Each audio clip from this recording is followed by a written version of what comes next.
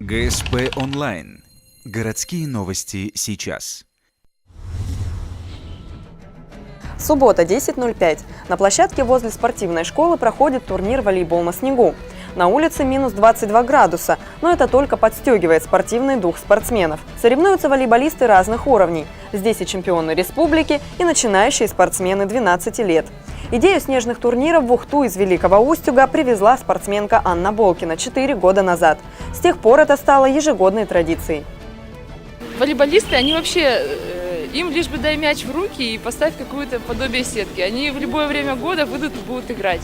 Поэтому все с большой радостью. В первый раз, конечно, удивились, не поверили. А утром звонят, говорят, что действительно будет? Будет. Все пришли, правила рассказали и погнали. Соревнования проходят по правилам пляжного волейбола, но из-за мороза количество партий сокращено с 3 до 1. Команда, проигравшая 2 партии, отсеивается из таблицы.